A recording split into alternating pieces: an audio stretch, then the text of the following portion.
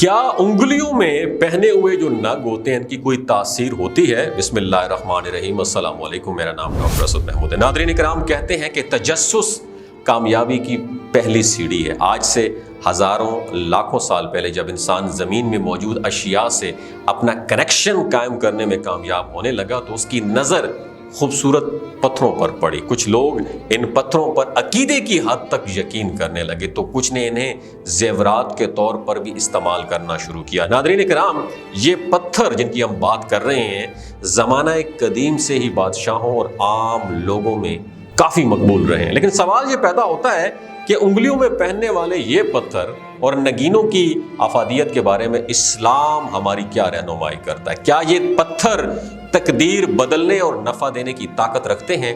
آج کی اس ویڈیو میں سوال کا جواب جاننے کی کوشش کرتے ہیں۔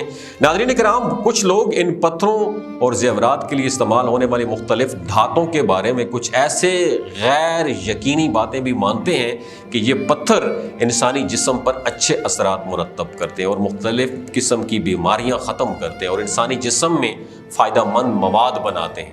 ناظرین کرام، سوچنے کی بات یہ ہے، اگر واقعی ایسا ممکن ہوتا تو ہمارے اس موجودہ دور کی ترقی یافتہ میڈیکل اور میڈیسل سائنس کے ماہرین طرح طرح کی جڑی بوٹیاں اور جسم کے اندر داخل کیے جانے والے مختلف مواد کی دوائیاں بنانے میں جان کھپانے کی بجائے ان پتھروں اور دھاتوں کے ذریعے ٹریٹمنٹ کرتے ہوئے نظر آتے ہیں۔ خواتین و حضرات، قرآن پاک میں بھی کئی جگہ ان موتیوں کا ذکر محض زیبائش کے لیے استعمال ہوئے، نہ کہ ان کے کئی فوائد بیان کیے گئے ہیں۔ سورہ رحمان کی آیت نمبر 22 اور 58 کا اگر ترجمہ دیکھیں، جس کا ترجمہ یہ ہے کہ وہ حوریں خوبصورت ایسی جیسے یاقوت اور مرجان ہو، آیت نمبر 58، اور آگے آیت نمبر 22 تک سنیے گا، اور ان دونوں سمندروں میں سے موتی اور گھونگے نکلتے ہیں۔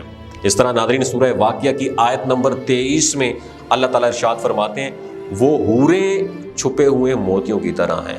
ناظرین اکرام، ہمارے پیارے نبی حضرت محمد مصطفیٰ صلی اللہ علیہ وسلم کی مبارک زندگی طرف اگر نظر دوڑائی جائے تو ایک روایت کے مطابق حضرت محمد مصطفیٰ صلی اللہ علیہ وسلم نے ہاتھ کی سیدھی انگلی میں عقیق پہنا تھا، تاہم یہ صرف زیبائش کے لیے تھا، اس لیے حقیق کو محض پیروی رسول صلی اللہ علیہ وسلم کے طور پر تو پہنا جا سکتا ہے، لیکن کسی نفع کے حصول کی نیت سے نہیں۔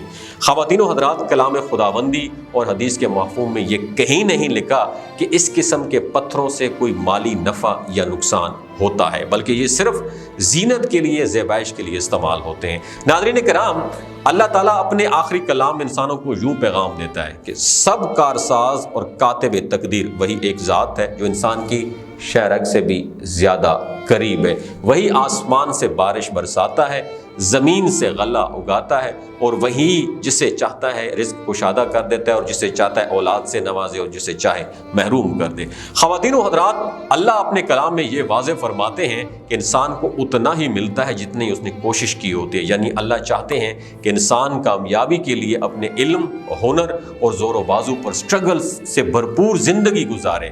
حضرت عمر رضی اللہ تعالی عنہ سے روایت ہے کہ حجر اسود کو بوسہ دیتے وقت فرماتے تھے کہ میں جانتا ہوں یہ یقیناً تو ایک پتھر ہے، نہ جو نقصان پہنچا سکتا ہے اور نہ ہی نفع پہنچا سکتا ہے۔ اگر میں نے نبی کریم صلی اللہ علیہ وسلم کو تجھے چومتے ہوئے نہ دیکھا ہوتا تو تجھے میں کبھی نہ چومتا۔ تو ناظرین کرام، اگر نبی کریم صلی اللہ علیہ وسلم کے عشق میں یہ پہننا چاہتے ہیں تو اس میں کوئی حرج نہیں ہے، کیونکہ ہر عاشق چاہتا ہے کہ وہ دیکھنے پہ اپنے محبوب جیسا ہو، لیکن یاد رکھیں ان پتھروں سے نہ آپ کے رزق میں اضافہ ہوگا اور نہ ہی کسی قسم کی کمی آئے گی۔ اگر آپ چاہتے ہیں کہ آپ کا رزق کشادہ ہو جائے تو اس کے لیے بہترین عمل صدقہ ہے۔ اللہ تعالی ہم سب کو اور مسلمانوں کو وہ عقائد اپنانے اور عمل کرنے کی ہمت دے جن پر اللہ تعالی راضی ہوتا ہے، اور ہر گمراہی اور شر سے بچنے کی توفیق عطا فرمائے۔ اگر یہ ویڈیو اچھی لگی ہو، صدقہ جاریہ سمجھ کے دوسروں کے ساتھ ضرور شیئر کیجئے، ہو سکتا ہے آپ کے ایک شیئر سے اللہ تعالیٰ کسی کی زندگی و دل بدل دے۔ اپنا بہت خیال رکھیے گا۔ اللہ حافظ۔